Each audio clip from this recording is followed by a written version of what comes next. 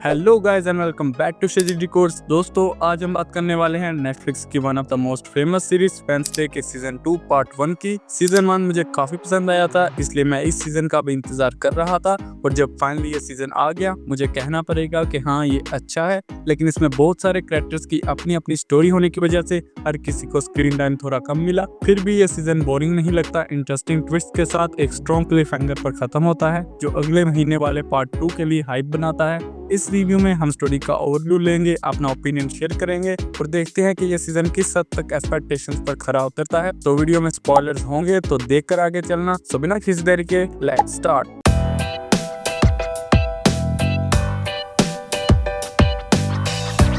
Season 2 का part 1, जिसमें total 4 episodes हैं, 6 अगस्त को रिलीज हुआ। अगर इसकी स्टोरी का ओवरव्यू लें तो कहानी वापस नेवरमोर से शुरू होती है, जहां वेडनेसडे अब एक सेलिब्रिटी बन चुकी है। लोग उसकी हर मूव को फॉलो कर रहे हैं, लेकिन इस फ्रेम के साथ नए डेंजर्स भी आगे हैं। सबसे पहला बड़ा थ्रेट हमें मिलता है एवियन, एक मिस्टीरियस किलर जो मर्डर क्रोस को कंट्रोल करता है। इस सीजन में नए कैरेक्टर्स इंट्रोड्यूस होते हैं, स्टीव बॉसिन प्रिंसिपल डॉड के रूप में, बिली पाइपर एज म्यूजिक टीचर इसाडोरा और पक्सली जो अब नेवरमोर का स्टूडेंट है। पक्सली का एक ज़ॉम्बी स्लर्प को जिंदा कर देना भी कहानी का एक अलग ट्विस्ट है।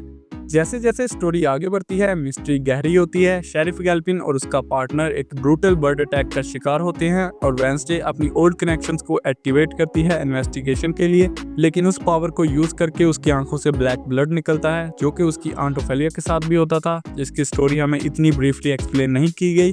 और बाद में वेडनेसडे अपनी विजनरी पावर को खो देती है और वो वापस गुडी की बुक से आएंगी और उस बुक को उसकी मदर वेडनेसडे से एक ट्रेडिशनल फाइट जीत कर जिला देती है उसके भले के लिए। खैर, अंकल फेस्टर, इनेड और एक स्टॉकर टर्न फ्रेंड एग्नस उसके साथ मिलकर विलो हिल असाइलम की जांच करते हैं।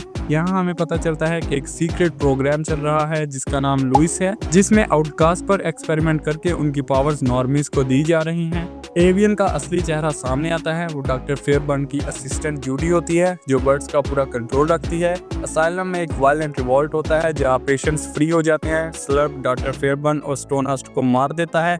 टायलर अपने हाइड फार्म में आके थॉर्नहिल को खत्म कर देता है और फिर वेडनेसडे को विंडो से बाहर फेंक देता है। पार्ट 1 यहाँ एकदम से एंड होता है। वेडनेसडे जख्मी और अनकॉन्शियस है, टायलर गायब है और हम कुछ नहीं जानते कि आगे क्या होने वाला है। आई नो मैंने बहुत सारी चीजें बता दी, लेकिन जब आप सीजन देखेंगे तो आपको चीजें क्लियर होती जाएंगी। ये क्लिफ हैंगर ही पार्ट 2 के लिए एक्साइटेड करता है। मुझे पर्सनली ये सीजन का एस्थेटिक बहुत प्लीजिंग लगा। इस बार विजुअल्स और सिनेमेटोग्राफी और ज्यादा पॉलिश लग रहे थे। टिम बर्टन का गॉथिक टच इस सीजन में और डार्क हो गया है और सीजीआई क्वालिटी पहले से बेटर थी।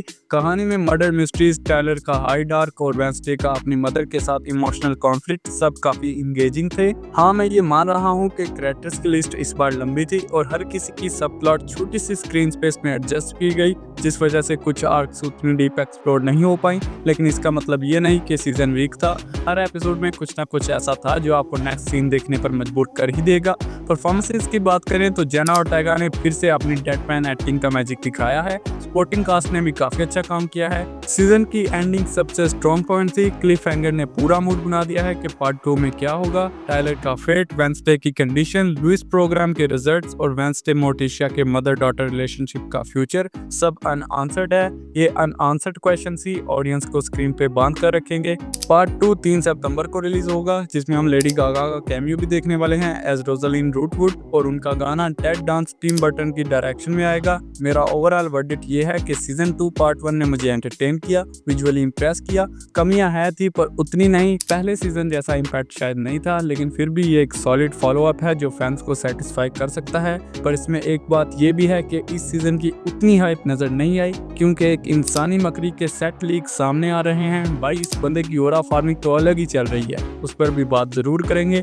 अब मैं सिर्फ ये कह सकता हूँ कि पार्ट 2 का इंतजार करते हैं कि ये किस तरह आके हमें कंक्लूजन देते हैं। यहाँ फिर हो सकता है कि सीजन 3 की अनाउंसमेंट की जाए। अगर पैसा बनाएगी तो नेटफ्लिक्स इतनी जल्दी से तो छोड़ने वाला नहीं। अगर यहाँ तक पहुँच गए हो तो वीडियो को लाइक जरूर करो। इस वीडियो पर एम रखते हैं 100 लाइक्स का और चैनल को सब्सक्राइब जरूर किया करो। मेहनत लगती है ऐसी अच्छी वीडियोस को आप तक लाने में, और अगर आप सब्सक्राइब करोगे तो ये मेहनत वर्थ इट होगी। 500 सब्स का अपना टारगेट है, सो सपोर्ट दिखाते रहो। और अब मूवीज को यूट्यूब पे रिलीज किया जा रहा है, जहाँ आमिर खान की रिसेंट मूवी सितारे जमीन पर के साथ कुछ ऐसा ही हुआ।